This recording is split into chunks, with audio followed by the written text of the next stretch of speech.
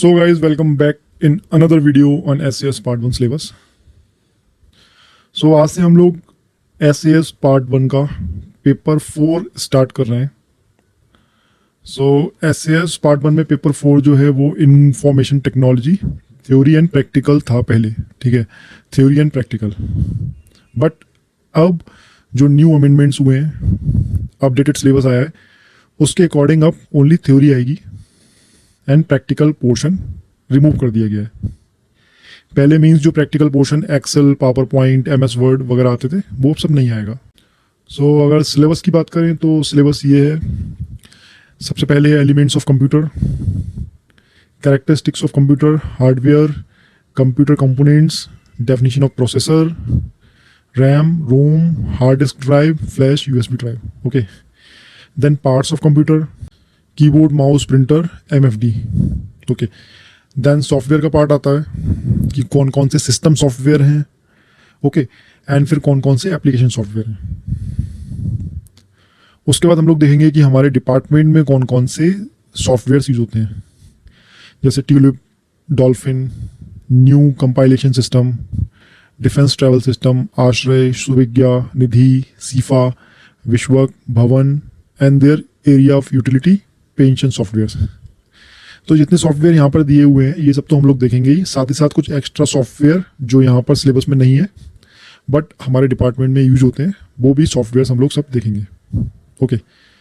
उसके बाद थोड़ा टेक्निकल इंफॉर्मेशन के बारे में है, जैसे इंफॉर्मेशन क्या होती है, इंफॉर्मेशन एंड डेटा में क्या डिफरेंस है, बिग डेटा किसे बोलते हैं, डेटा एनालिसिस क्या होता है, डेटा माइनिंग क्या होता है, डेटा वेयर हाउसिंग क्या होता है, एंड इस सब के बेसिक कंसेप्ट्स आएंगे. मतलब बहुत डीप नहीं आना है, बेसिक कंसेप्ट्स देखने हैं.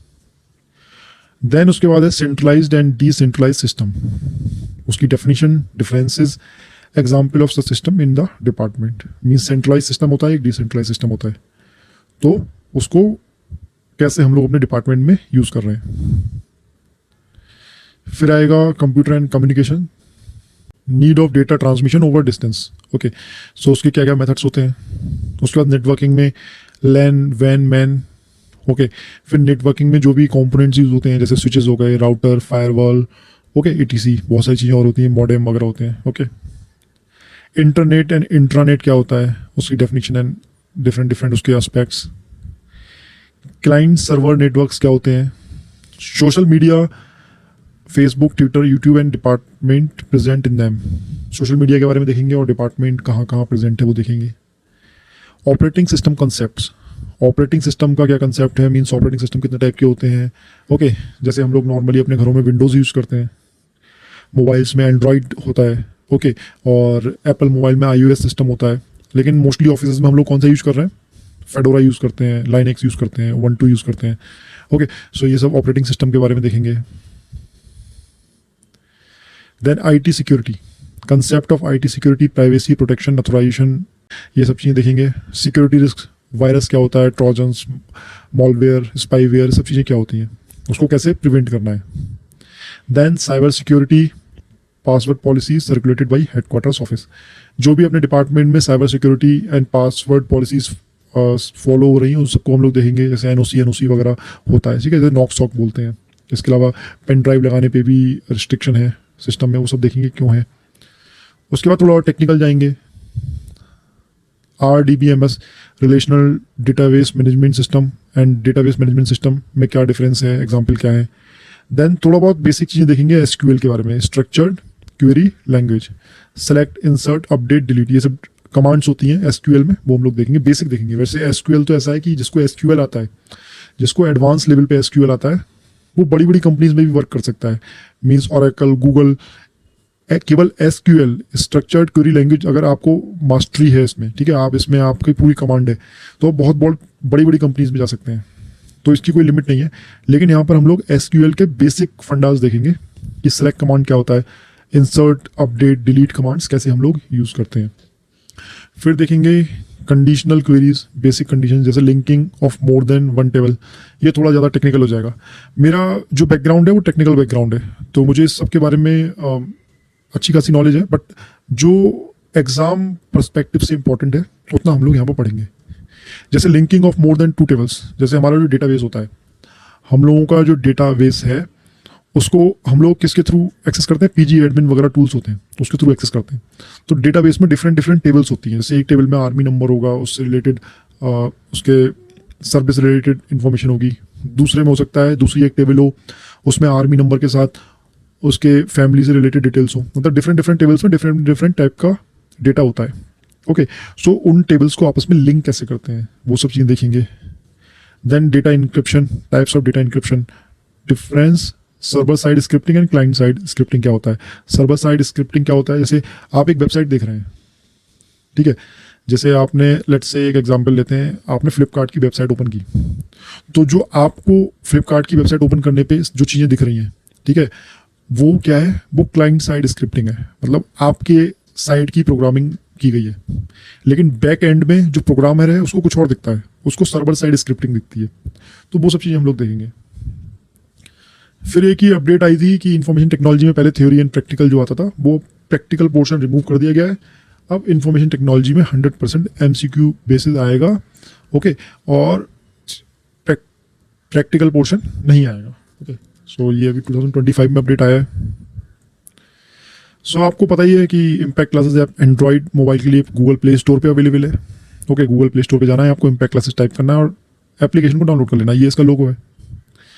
और अगर आपके पास एप्पल मोबाइल है, iOS सिस्टम है, तो आपको क्लास प्लस की ऐप डाउनलोड करना है और उसके बाद वहाँ पर ऑर्गेनाइजेशन कोड फिल करना है WEBUSO and then you can access the impact classes app. Okay, so ये था इंट्रोडक्शन इस पेपर 4 का, जिसको हम लोग थॉरोली कवर करेंगे।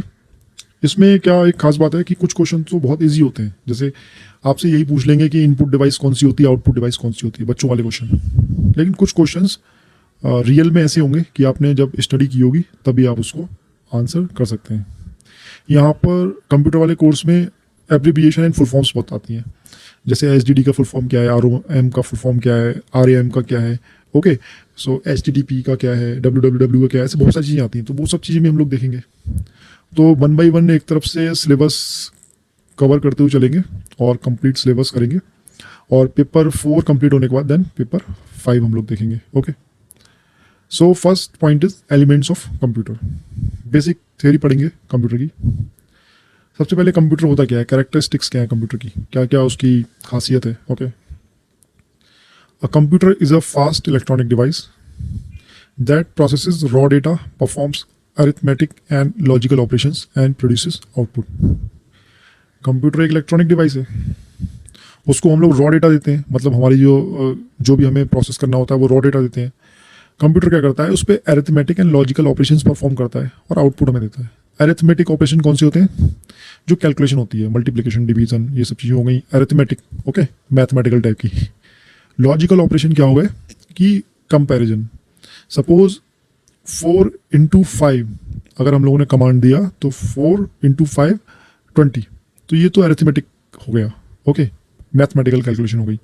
ऑन द अदर हैंड अगर हम लोग एक कमांड देते हैं कि 4 into 5 कॉमा 5 into 6, इसमें से बिगर नंबर कौन सा है, ठीक है, तो कंप्यूटर क्या करेगा, पहले 4 into 5 करेगा 20, फिर क्या करेगा 5 into 6 करेगा 30, फिर दोनों को कंपेयर करेगा कि 20 बड़ा है या 30 बड़ा है, और जो भी होगा वो आंसर हमें दे देगा कि 30 इज बिगर नंबर। ओके, सो वो क्या कर रहा है कि वहाँ पर अरिथमेटिक कैलकुलेशन तो कर ही रहा है, साथ साथ लॉजिकल ऑपरेशन मतलब लॉजिक भी लगा रहा है कि पहले कैलकुलेशन की, उसके बाद वो देख रहा है कि कौन सा नंबर बड़ा है, और जो नंबर बड़ा है फिर उसको आउटपुट में दे रहा है, जैसा कि हमने कमांड दी थी। ओके, अब कैरेक्टरिस्टिक्स क्या होती हैं कंप्यूटर की। स्पीड, कंप्यूटर में मोस्टली कुछ सेकंड्स में वर्क हो जाता है, कुछ भी कैलकुलेशन करना हो, कुछ भी करना हो, ठीक है। एक्यूरेसी रहती है, क्योंकि जो ह्यूमन एरर होती है, ह्यूमन जब वर्क करते हैं तो फैटिक की वजह से, एग्जॉशन की वजह से, किसी वजह से वो एरर कर सकते हैं, लेकिन कंप्यूटर एरर नहीं करता। ओके, अगर आपने सही कमांड दी है तो सही रिजल्ट ही आएगा। डिलीजेंस मीन्स थकता नहीं है, कितना भी काम करवा लो, ठीक है। वर्सेटैलिटी मीन्स एक जो कंप्यूटर है वो बहुत सारे टाइप के काम कर सकता है। जैसे एक कंप्यूटर जब हम लोग घर पे होते हैं तो यूट्यूब देखते हैं तो वीडियो देख रहे हैं, वही कंप्यूटर जब ऑफिस में है तो उसमें ट्यूलिप, डॉल्फिन टाइप के सॉफ्टवेयर चल रहे हैं। ओके, वही कंप्यूटर जब डोमिनोज पिज़्ज़ा की शॉप पे है तो वो ऑर्डर बुक कर रहा है, वही कंप्यूटर जब रेलवे डिपार्टमेंट के पास है तो टिकट्स बुकिंग कर रहा है। तो उसका वर्सेटाइल है, मतलब किसी भी काम के लिए यूज किया जा सकता है। रिलायबिलिटी होती है, मीन्स उसके रिजल्ट जो होते हैं रिलायबल होते हैं। कंसिस्टेंसी, एक जैसे रिजल्ट आएंगे, ऐसा नहीं है कि आज अगर उसने कुछ कमांड दी तो अलग आंसर आया और एक महीने बाद कमांड दी तो अलग आंसर आ रहा है। मेमोरी स्टोरेज कैपेसिटी, आजकल तो बहुत ज़्यादा कैपेसिटी होने लगी है, 1 टेराबाइट तक कैपेसिटी होने लगी है। पहले जीबी में आती थी, अब टेराबाइट में पहुंच चुका है। इवन मोबाइल्स में भी 1 टेराबाइट 2 टेराबाइट की कैपेसिटी आ रही है। ओके, और रिमेम्बरेंस पावर, ऑटोमेशन, ये सब कंप्यूटर की कैरेक्टरिस्टिक्स हैं। ऑटोमेशन मतलब अब तो आर्टिफिशियल इंटेलिजेंस आ रहा है, उसे आप कुछ कमांड देते हैं तो बाकी वो डिसीजन लेके खुद ही ऑटोमेटिक काम कर देता है, ऑटोमेशन आने लगा है। ठीक है, और आईओटी भी आपने सुना होगा, इंटरनेट ऑफ थिंग्स। आजकल जो घर में बहुत सारे अप्लाइंसेज होते हैं वो सब आपस में कनेक्टेड हैं मोबाइल से। ओके, सो आप सबको एक जैसे साई-फाई मूवीज़ में दिखाते थे उस टाइप से आजकल आप पूरे अपने घर को कंट्रोल कर सकते हैं। Okay, lights, fans, TV, refrigerator, door locks, सब कुछ। ठीक है, तो ये सब कंप्यूटर के बेनिफिट्स हैं। अब कंप्यूटर के हार्डवेयर 2 टाइप के होते हैं। ठीक है, एक होता है इंटरनल हार्डवेयर और एक होता है एक्सटर्नल हार्डवेयर। इंटरनल हार्डवेयर वो होते हैं जो सीपीयू के कैबिनेट के अंदर होते हैं, वो आपको दिखते नहीं है नॉर्मली। ठीक है, आपको पता है कि मदरबोर्ड है, इसमें फ्लॉपी डिस्क हो सकती है, इसमें एसएमपीएस लगा हुआ है। ओके, रैम है, रोम है और बहुत सारे कंपोनेंट्स हैं, बट वो हार्ड डिस्क है, वो सीपीयू के कैबिनेट के अंदर है। ओके, सो आपको दिख नहीं रहे, तो वो इंटरनल हार्डवेयर हो गए। On the other hand external hardware वो होते हैं जो आपको इजीली देख सकते हो आप, जैसे कीबोर्ड हो गया, माउस, मॉनिटर, सीपीयू के कैबिनेट, ओके, प्रिंटर, मॉडेम, ये सब एक्सटर्नल हार्डवेयर हो गए जिसे आप बाहर से देख सकते हैं। ओके, सो इंटरनल हार्डवेयर की बात करें तो जैसे ये सीपीयू के कैबिनेट है, इसके अंदर में क्या क्या होता है? सबसे पहले एसएमपीएस होता है, कूलिंग के लिए फैन लगा होता है। फ्लॉपी तो आजकल यूज़ नहीं करते हम लोग, बहुत कम कैपेसिटी होती थी, पहले यूज होती थी। ठीक है, हार्ड ड्राइव, ऑप्टिकल ड्राइव, ये रैम हो गई। ओके, प्रोसेसर्स हो गए, मदरबोर्ड हो गया, और भी ऑप्टिकल डिस्क हो गया ये जिसमें सीडी वगैरह लगाते हैं। तो ये बहुत सारी चीज़ें हैं जो हम लोग एक सीपीयू के अंदर रखते हैं as per the requirement. External hardware की बात करें तो simply scanner, printer, okay, card reader, pen drive, CPU, speakers, webcam, monitor, keyboard, external hard disk, modem, ये सब हो गया एक्सटर्नल हार्डवेयर जो हमें दिखते हैं बाहर। एक इसमें से एक क्वेश्चन जरूर आ जाता है, बच्चों वाला क्वेश्चन होता है कि इनपुट डिवाइस क्या होती है और आउटपुट डिवाइस क्या होती है। इनपुट डिवाइस वो होती है जिसे हम लोग इनपुट देते हैं, सिस्टम को बताते हैं कि इसको करना क्या है। ठीक है, फिर सिस्टम क्या करता है, उसको प्रोसेस करता है सीपीयू में और फिर हमें आउटपुट देता है। तो जो चीज़ हमें आउटपुट दिखाती है उसको आउटपुट डिवाइस बोलते हैं।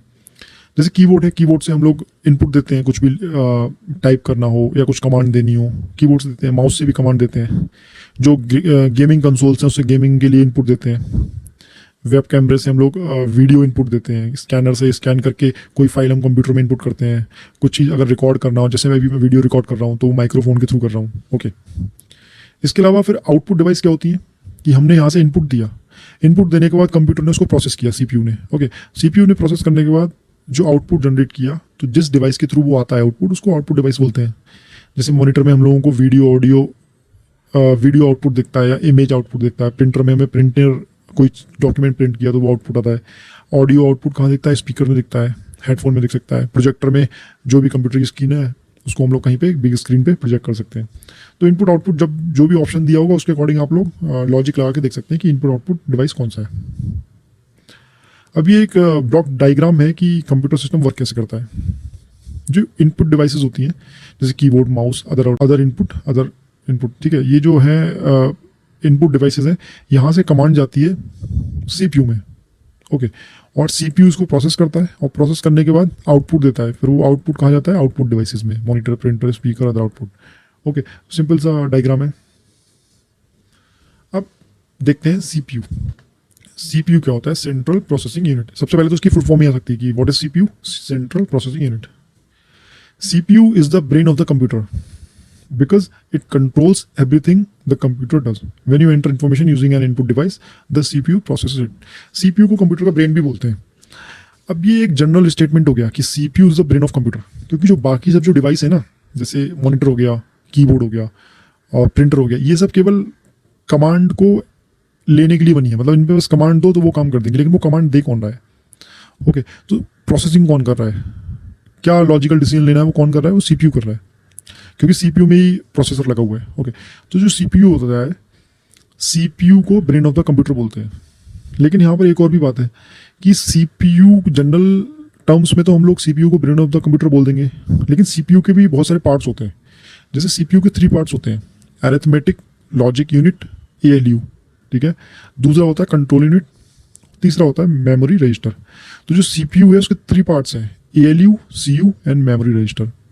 तो इन जनरल हम लोग बोल सकते हैं कि CPU is the brain of the computer. लेकिन अगर CPU के अंदर के पार्ट्स की बात करें कि 3 पार्ट्स हैं CPU में, तो इसमें से कौन सा ब्रेन है? तो उसमें से जो कंट्रोल यूनिट होता है CU, it is really the brain of the computer, ठीक है। कंट्रोल यूनिट सब कुछ कंट्रोल करता है। तो अगर ऑप्शन में CU दिया हुआ है कंट्रोल यूनिट, तो इसी को लिखेंगे कि CU is the brain of the computer, okay. यही सब डिसीजन लेता है। फर्स्ट देखते हैं अरिथमेटिक एंड लॉजिक यूनिट क्या होता है। Performs mathematical calculations and takes logical decisions. Arithmetic calculations include addition, subtraction, multiplication, division. जो ALU है, अरिथमेटिक एंड लॉजिक यूनिट है, ये मैथमेटिकल कैलकुलेशन करता है, मीन्स अरिथमेटिक कैलकुलेशन करता है, जैसे कि एडिशन हो गया, सब्ट्रैक्शन हो गया, मल्टीप्लिकेशन, डिवीजन हो गया। साथ साथ लॉजिकल डिसीजन भी लेता है। लॉजिकल डिसीजन क्या होता है? Comparison of 2 data items to see which one is larger, smaller और इक्वल। ये लॉजिकल डिसीजन भी लेता है। हमारा जो कैलकुलेटर होता है वो केवल अरिथमेटिक कैलकुलेशन कर सकता है, मतलब मल्टीप्लिकेशन, सब्ट्रैक्शन वगैरह, लेकिन वो लॉजिकल डिसीजन नहीं ले सकता।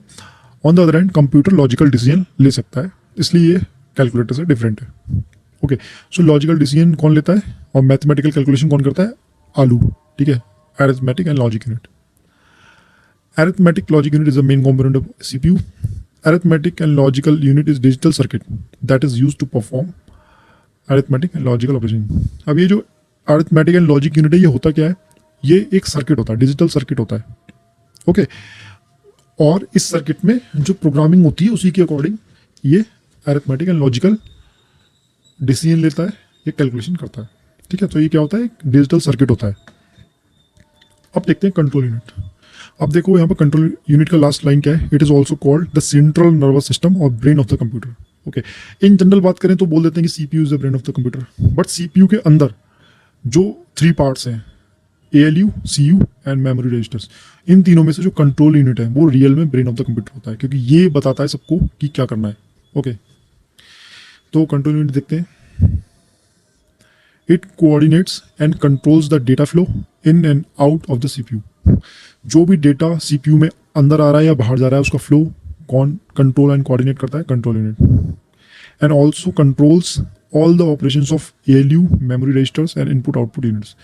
जो भी ऑपरेशन है ALU के, मेमोरी रजिस्टर्स के या इनपुट आउटपुट यूनिट्स के, उनके ऑपरेशन को ये कंट्रोल करता है। मतलब ALU को भी यही कंट्रोल करता है, मेमोरी रजिस्टर्स को भी यही कंट्रोल करता है, okay. It is also responsible for carrying out all the instructions stored in a program. Suppose आपने कोई प्रोग्राम रन किया, तो उसमें जो भी इंस्ट्रक्शन है उसको कैरी आउट कौन करता है? कंट्रोल यूनिट ही कैरी आउट करता है, okay. Control unit directs the operations of processor. जो कंप्यूटर का प्रोसेसर है ना, सबसे पावरफुल वही होता है कंपोनेंट जो सब चीज़ें प्रोसेस करता है, ओके। उसको भी डायरेक्ट कौन करता है? उसको भी डायरेक्शन कौन देता है कि क्या करना है? कंट्रोल यूनिट उसको बताता है प्रोसेसर को कि तुम्हें क्या करना है। It instructs the computer's memory, arithmetic and logic unit and input output devices and how to respond to processor's instruction. और ये कंप्यूटर की मेमोरी को, आलू को मीन्स ALU और इनपुट आउटपुट डिवाइसेस को ये बताता है कि प्रोसेसर से जो इंस्ट्रक्शन आ रहे हैं उसको कैसे रिस्पॉन्स देना है, okay. In order to execute the instructions, the components of computer receive signal from control unit. कोई भी इंस्ट्रक्शन किसी भी कंपोनेंट को मिलता है तो उसको कैसे एग्जीक्यूट करना है, इसका सिग्नल कहाँ से जाता है? कंट्रोल यूनिट से जाता है। That is why it is called central nervous system और ब्रेन ऑफ द कंप्यूटर। कौन? Control unit, CU, okay. अब देखते हैं मेमोरी रजिस्टर्स क्या होते हैं। A register is a small temporary memory inside the CPU. The processor uses it to store data and that is currently working on, okay. अब देखो, एक कंप्यूटर में बहुत सारे टाइप की मेमोरीज होती हैं। मेमोरीज मतलब जहाँ डेटा स्टोर होता है, ओके। बहुत सारे टाइप की होती हैं। एक तो मेमोरी रजिस्टर हो गया, ठीक है।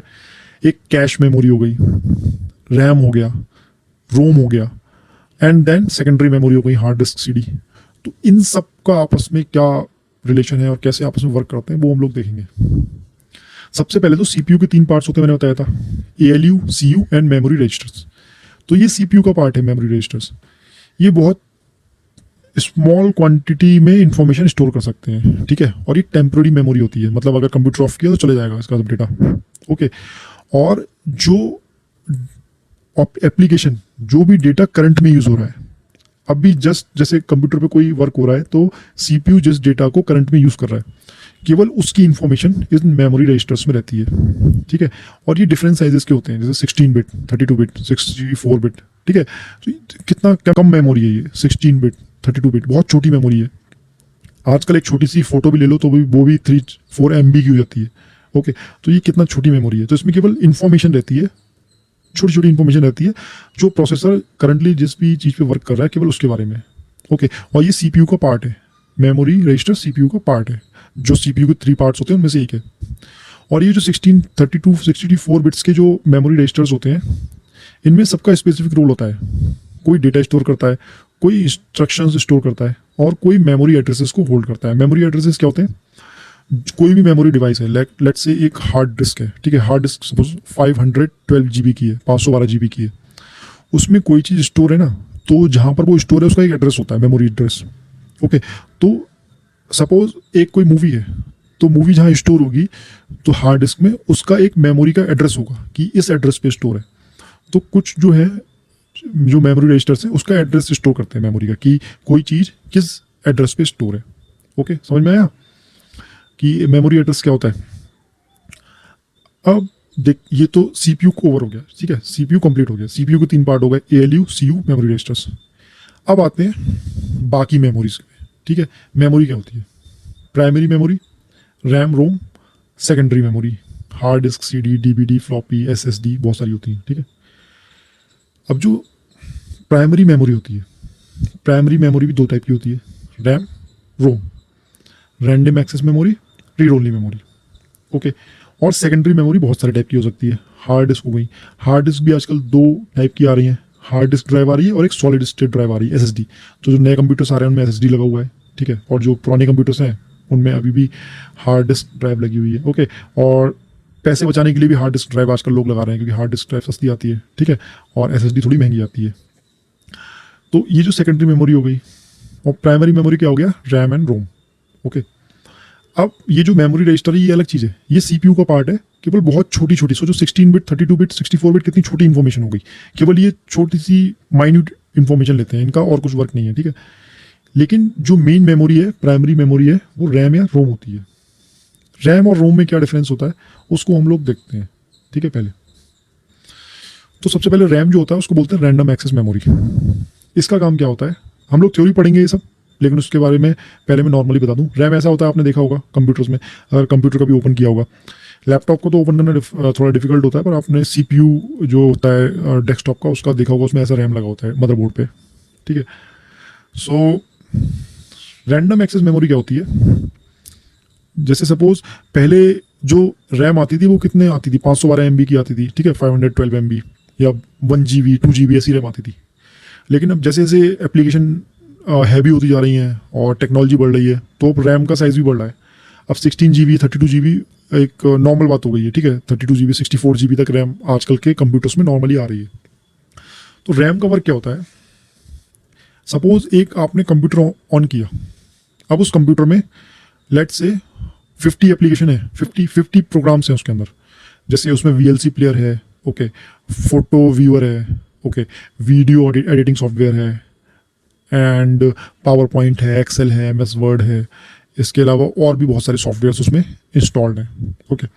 बट आपने करंट में क्या किया, आपने वेब ब्राउज़र ओपन किया, गूगल क्रोम ओपन किया, फिर आपने क्या किया, आप कुछ लेटर टाइप कर रहे थे तो आपने MS वर्ड ओपन कर लिया, ठीक है। साथ साथ आपको लगा कि सॉन्ग सुनना है मुझे, ठीक है, ये सब काम करते करते तो आपने क्या किया, विंडोज़ मीडिया प्लेयर ओपन कर लिया और उसमें सॉन्ग लगा दिया। तो अभी करंट में 3 प्रोग्राम इसके ओपन कर दिया आपने। एक आपने वेब ब्राउज़र ओपन कर लिया, दूसरा आपने क्या MS वर्ड ओपन कर लिया, और थर्ड आपने सॉन्ग ओपन कर लिया, विंडोज़ मीडिया प्लेयर। तो कंप्यूटर में वैसे मोर देन 50 एप्लीकेशन थी, लेकिन आपने 3 ओपन कर ली, तो 3 का जो डेटा है वो रैम में चला जाएगा, ठीक है। और बाकी जो है डेटा वो वहीं रहेगा, लेकिन आपने जो 3 एप्लीकेशन ओपन किए, मतलब जो आप एप्लीकेशन करंट में एक साथ यूज़ कर रहे हैं, वो डेटा रैम में चला जाता है, जिससे कि सीपीयू को वो इजीली उसका डेटा मिल जाए। ओके, सो जितनी ज़्यादा बड़ी रैम होगी, सपोज जितनी ज़्यादा कैपेसिटी होगी रैम की, मीन्स 16 GB, 32 GB, 64 GB, जितनी बड़ी रैम होगी उतनी ज़्यादा एप्लीकेशन आप एक साथ चला सकते हैं। सपोज आपकी रैम 1 GB की है, ठीक है, और आपने 10 एप्लीकेशन ओपन कर ली तो कंप्यूटर हैंग हो जाएगा। लेकिन आपकी रैम 64 GB की है और आपने 10 एप्लीकेशन ओपन कर ली तो वो 10 एप्लीकेशन ईजिली चलेंगी। ठीक है, तो अगर आपका कंप्यूटर सपोज हैंग हो रहा है तो आप अपना रैम अपडेट कर सकते हैं। ठीक है, कंप्यूटर में मोस्टली 2 रैम लगाने का ऑप्शन रहता है, तो आप जैसे 2 रैम भी एक साथ यूज कर सकते हैं, एक 32 GB, एक 32 GB, तो आपका कितना 64 GB हो गया। तो इस टाइप से 2 स्लॉट भी रहते हैं रैम के। अब देखते हैं रैम की थ्योरी।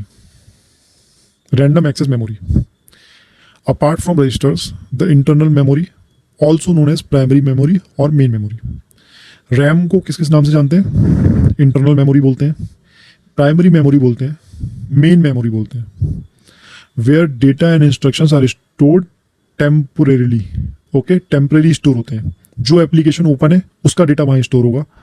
अगर आपने कंप्यूटर शट डाउन किया या लाइट चली गई और कंप्यूटर ऑफ हो गया तो वो डेटा वहाँ से हट जाएगा। ठीक है, फिर आप जब दोबारा कंप्यूटर ऑन करेंगे फिर जो एप्लीकेशन ओपन करेंगे उसका डेटा वहाँ आ जाएगा। तो ये टेम्परेरी मेमोरी है।